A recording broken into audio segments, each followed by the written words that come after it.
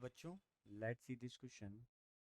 A band is playing a music at a frequency f is moving towards a wall at a speed of vb. A motorist is following the band with a speed of vm. If v is the speed of source, the expression for the beat frequency heard by the motorist. तो सबसे पहले हम देखेंगे यहाँ पर की concept. तो बच्चों यहाँ पर की कॉन्सेप्ट होगा डॉपलर्स डॉपलर्स इफेक्ट, क्योंकि relative speed between the sources और ऑब्जर्वर के बीच में होता है ये डॉपलर्स इफेक्ट। अब हम बात करेंगे बेटा सॉल्यूशन की बच्चों। तो सॉल्यूशन की अगर मैं बात करूँ तो यहाँ पर हमें पहले तो हम सिचुएशन पर जाएंगे कि हमें यहाँ पर एक मोटरिस्ट दे रखा है, वो हमारा क्या है, ऑब्जर्वर है। और ये जो ऑब्जर्वर है ये वी एम की स्पीड से जा रहा है, ठीक है। फिर यहाँ पर हमने एक बैंड रखा हुआ है, ठीक है। और ये जो बैंड है ये ही हमारा क्या है, सोर्स है।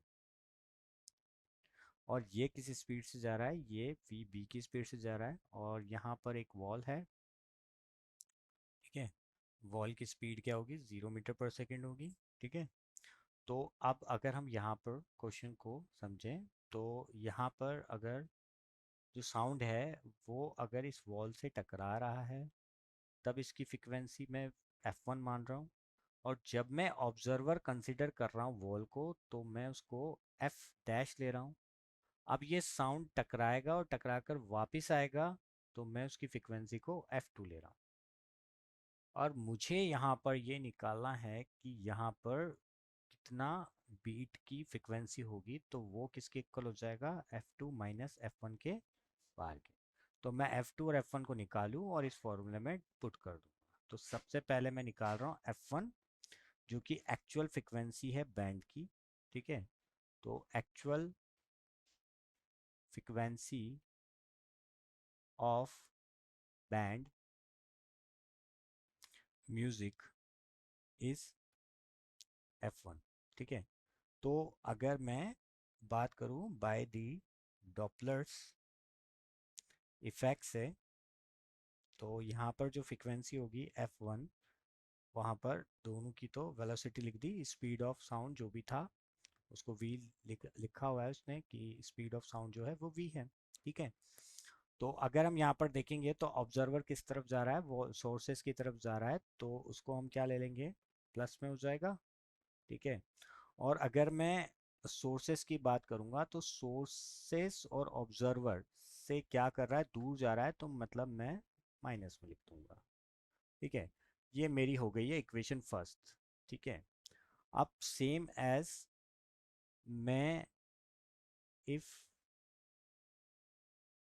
इफ वॉल इज, वॉल क्या है, अगर मैं यहाँ पर क्या ले रहा हूँ, वॉल एज अ ऑब्जर्वर ले रहा हूँ, तो मेरे लिए मैंने उसकी फ्रिक्वेंसी को एफ डैश माना है। तो वॉल तो क्या होगी, यहाँ पर स्टेटिक है, स्टेटिक ही रहती है वॉल तो यहाँ पर हमारा ऑब्जर्वर तो वॉल है तो उसकी स्पीड तो ज़ीरो हो गई, तो यहाँ तो ज़ीरो हो जाएगा, ठीक है। और अगर मैं बात करूँ किसकी, सोर्सेस की, तो सोर्सेस के पास में आ रहा है तो माइनस का साइन आ जाएगा, एफ एज वेल एज ये इक्वेशन सेकंड बन जाएगी।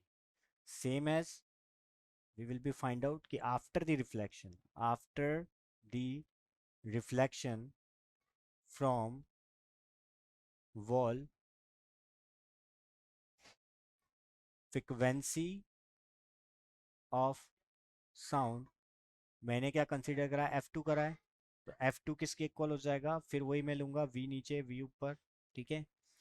तो अब आफ्टर द रिफ्लेक्शन अगर हम मैं बात करूं तो यहाँ पर क्या हो रहा है, आफ्टर द रिफ्लेक्शन तो जो मोटरसाइकिलिस्ट है, मोटरिस्ट है, जो हमारा ऑब्जर्वर है, उस तरफ साउंड जा रहा है तो प्लस का साइन ले लूंगा, ठीक है।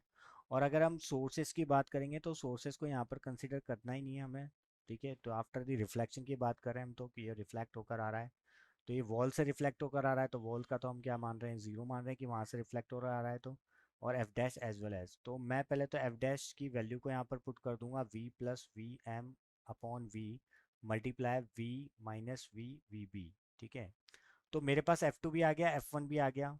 तो मैं अब इस फॉर्मूले में पुट कर दूंगा F2 V plus v m upon v multiply v v minus v b, और सब्ट्रैक्ट कर दूंगा F1 से जो कि मेरा था वी वी में m v minus v b multiply, दोनों से मैंने F को क्या कर लिया, कॉमन ले लिया। तो यहाँ से जब मैं इसको सॉल्व करूँगा तो मेरा जो सॉल्यूशन बनेगा वो बनेगा v plus v m upon v का स्क्वायर वी बी का स्क्वायर। ठीक है, और f एज वेल एज, और यही मेरा फाइनल सॉल्यूशन होगा। तो option c is the correct option. I hope you will understood it well. Best of luck.